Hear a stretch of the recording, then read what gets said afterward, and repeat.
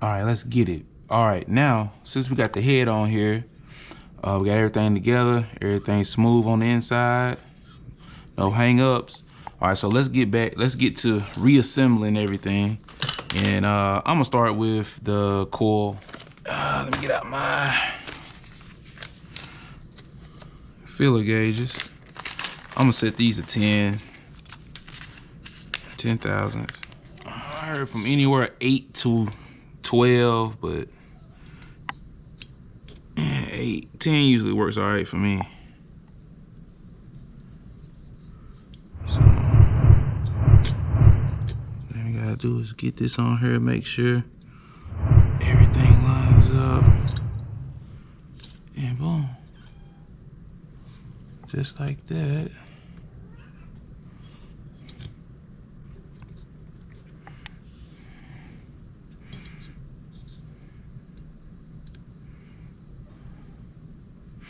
Alright, screw these on here.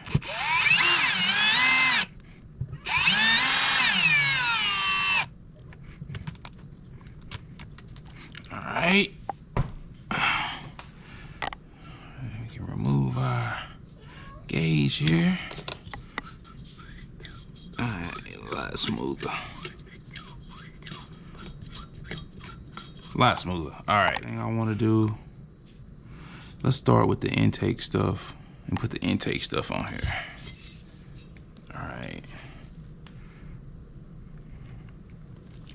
Gotta start off with our gasket. Make sure you line all the holes and stuff up right.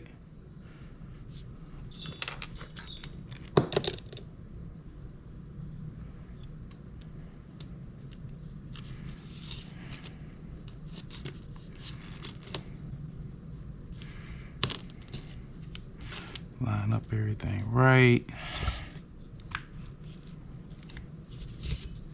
Well, hold up right there.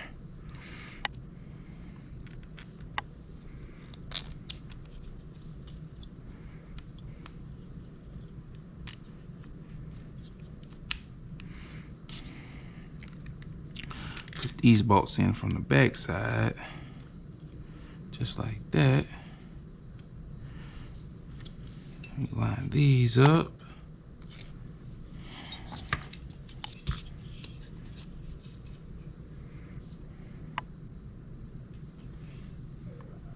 It's really hard capturing a lot of this stuff on camera, but we're gonna do the best that we can do.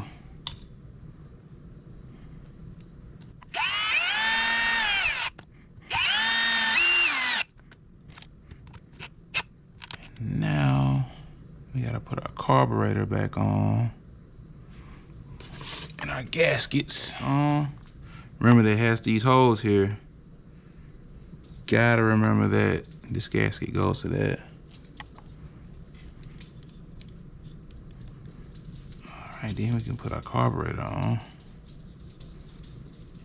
Carburetor goes on like so.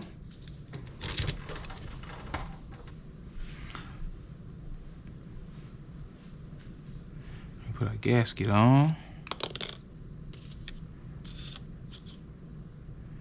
Then we put our air filter housing back on. Oh no, not yet. Gotta put our plate on first. Then the gasket. Put this gasket on. And then boom. That gasket on. Got 2 nuts. Sometimes these back bolts will come down and you gotta kind of push them up from the back side. Then you can screw the nut in at the top.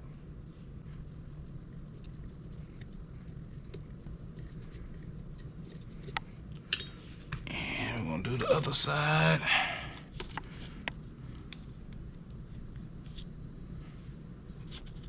Side, and then on here.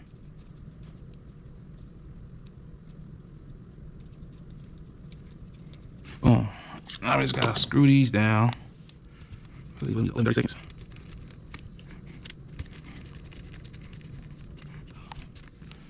And we put the muffler on. All these still the same T27, just reassembling. Like I said, I might just speed this up.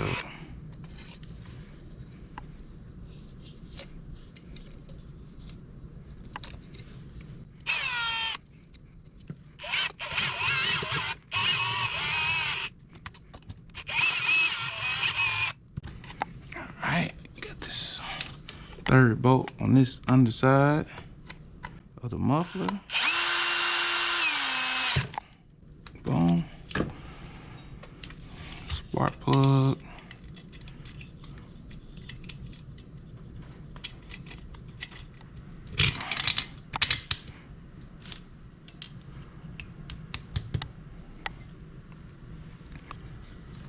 Put our recoil starter back on.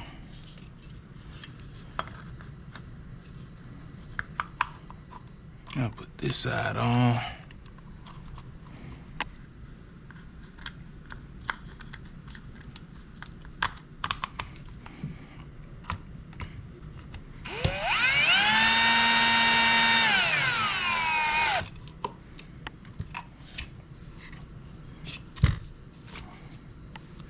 All right, now gas tank. All right, let's put our gas tank on.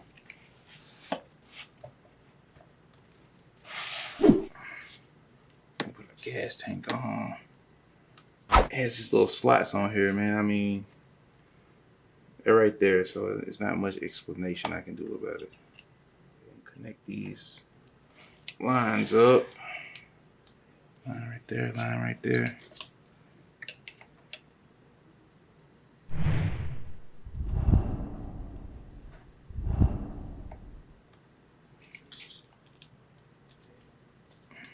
It'll work. All right, and now I gotta put the actual trimmer portion on.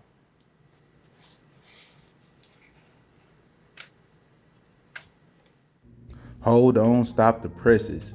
I got a really bad angle of me putting in these shroud bolts. So what I'm gonna do, I'm gonna put the video from the disassembly right here in the right hand corner, bottom corner. And basically what I'm doing is a reverse of what I'm doing down there. Got the torque specs up there, and it's just 3 bolts. Let's go. Throttle cable on. Okay, my camera died right before I was gonna put this throttle cable on. But what you do, you take the throttle cable, you slide that little piece right there on that throttle. And some models have the ring on the end of that throttle cable wire.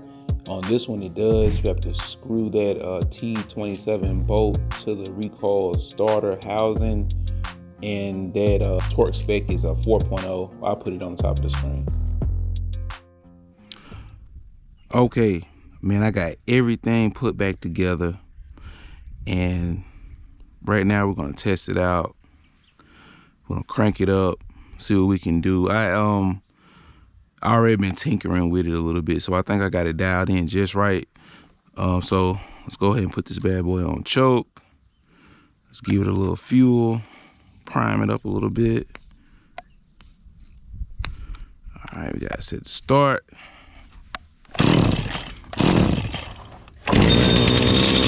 There we go. What I'm talking about. Let's do a little cutting. Let it warm up a little bit.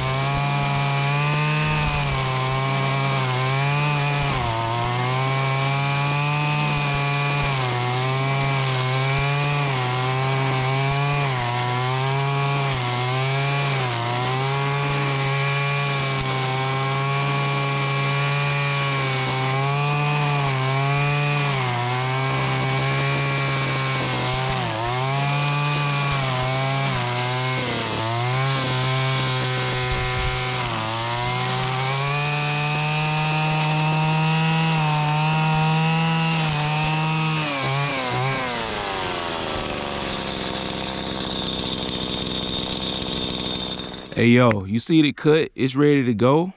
Got it put back on the shaft and everything. It's a little dirty right there. I might clean it up. Since I got everything else clean, I might as well clean it up some. A couple of things that I had to do I didn't get on camera. One, I had to change this coil out. The other coil gave out on me, stopped working. So I had another coil from another old unit and it's working just fine. I may end up buying a new coil. Another thing, when I first was tinkering with it, once I got everything connected back up, it wouldn't idle. It would work fine at full throttle, but as soon as you release the throttle, it would die. What I found out it was doing, it was sucking air. And how it was sucking air, it was on this intake gasket right here, this intake gasket. I used the intake gasket from the kit, the cylinder head kit, and it was too thin. It was not creating a good seal. Once I changed it back to the old shaft, the old intake gasket, man, it worked fine, idled just right and everything. So man, I don't know if that's indicative of all the gaskets, but hey, on this one, it definitely made a big difference going back to the OEM gasket. So hey, my name's Bill. This is how I do it. Let's go. Hey, come outside. Let's hear it. Say thank you for subscribing. Thank you, subscribe. Okay, let's hear it.